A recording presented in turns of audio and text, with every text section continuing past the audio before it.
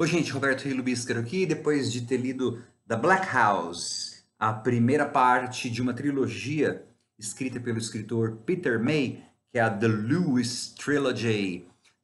Lewis, porque as três histórias de detetive se passam na ilha de Lewis, que é a ilha mais ao norte do arquipélago das Hébridas, que fica ao norte da Escócia, ou seja, no meio do Atlântico, do Mar do Norte, gelado, cheio de vento, sem muita árvore. Na verdade, esse é um ambiente de um subgênero da literatura policial que é o Celtic Noir, que são aquelas aventuras de detetive que se passam na Irlanda, na Escócia, no país de Gales. Então tem influência bastante do Nordic Noir, né? Do noir norte-americano. Então são aquelas histórias tristes que são na verdade, agigantadas, essa tristeza, ela é aquilatada até pelo caráter inóspito dos lugares, né? Sempre chovendo, sempre com vento. Imagina, lá nas Ilhas Lewis, como que o tempo não é? E ainda, além disso, esse caráter isolado da ilha e também o fato de que até os anos 90, por exemplo, a ilha Lewis, as Hébridas de forma geral, elas eram tão fundamentalistamente protestantes que eles respeitavam o tal do Sabbath. Então, no domingo, você não podia comprar nada. Isso em 1990 no Reino Unido, né, gente? Você não tinha loja aberta, os jornais não chegavam. Agora diz que é uma pegada um pouco diferente, mas mesmo assim ainda tem muito fundamentalismo lá, protestante. E é esse o pano de fundo, né? Essa ilha inóspita, vamos dizer assim, que é o pano de fundo para as aventuras da Lewis Trilogy. Esse aqui, The Black House, a Casa Negra, começa com um prólogo para variar um assassinato daqueles assim é, horrendos. E esse assassinato, ele parece com um assassinato que fora cometido em Edimburgo. E quem investigou esse, ou quem investigara esse crime em Edimburgo é o detetive Finn MacLeod, que é nativo da ilha Lewis. Então, quando tem essa morte na ilha, que é parecida com o assassinato em Edimburgo, a polícia manda ele para lá para ele poder auxiliar na investigação de quem que matou o Angel. E aí, claro, como ele é da ilha, ele tem uma série de lembranças da infância dele e no decorrer da investigação ele tem que entrar em contato com pessoas que ele conheceu, porque o cara que morreu era um cara que ele conhecia na infância, que praticava bullying. Angel, né? Anjo é, na verdade, um apelido irônico que ele tinha. E aí, nesse ponto, a gente acaba descobrindo logo cedo o seguinte: é, existem dados do passado que determinam esse crime na atualidade. E aí o Peter May ele lança mão de um recurso estilístico muito interessante. O foco narrativo muda de capítulo para. Ele é intercalado de capítulo para capítulo. Você tem o presente da investigação, que é narrado por um narrador onisciente em terceira pessoa, só que logo depois você tem um capítulo que é o próprio detetive, o Finn, relatando coisas do passado dele na ilha, ou do passado da ilha. Então aí o narrador é o próprio Finn, é um narrador em primeira pessoa. Porque assim, aí ele vai na investigação, ele encontra a Marcelle.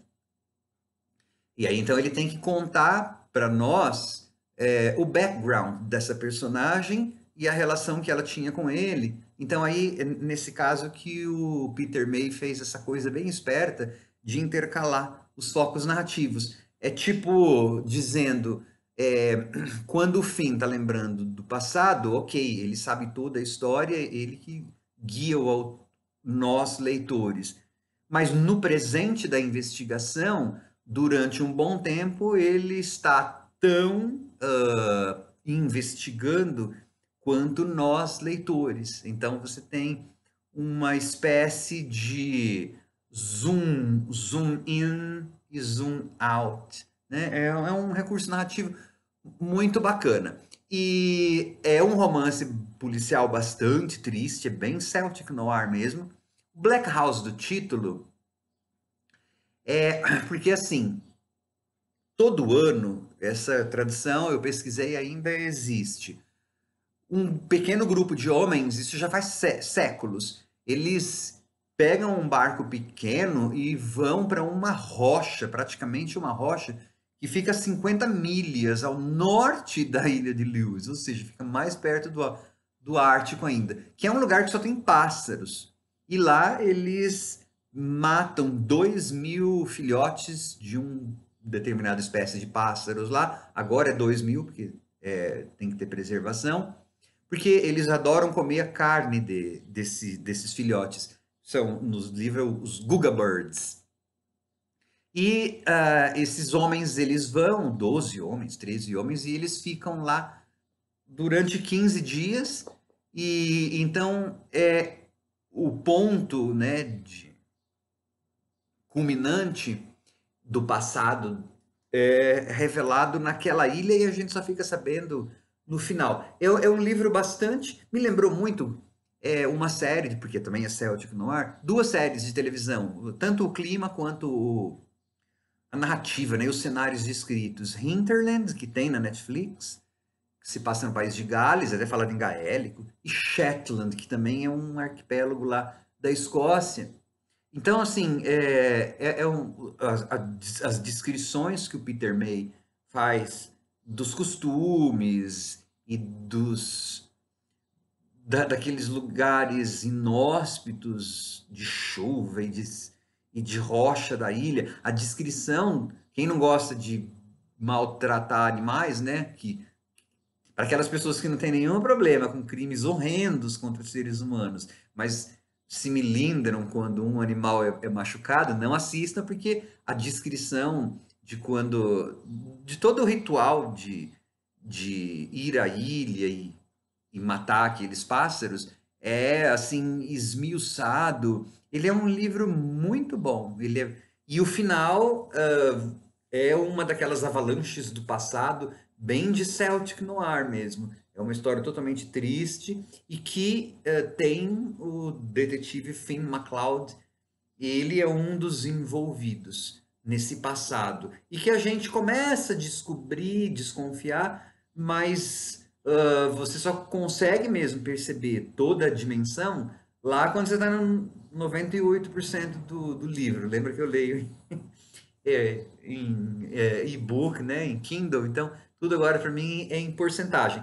Lá pelo 90%, um pouco antes, você consegue descobrir quem que matou o Angel, mas com toda a mesma grandeza depressiva do crime, você só vai descobrir mesmo lá no finalzinho. É um grande livro, formalmente falando e em termos de história. E ela não é uma história no sentido vibrante, né? É numa ilha lá no meio do nada, então não tem grandes perseguições policiais, só lá no fim, né, que tem a aventura que ele vai para a ilha e tal, mas a maioria do romance é bem introspectiva. Eu vou ler as outras, pelo menos a segunda parte da trilogia, já até comecei. Tchau, gente.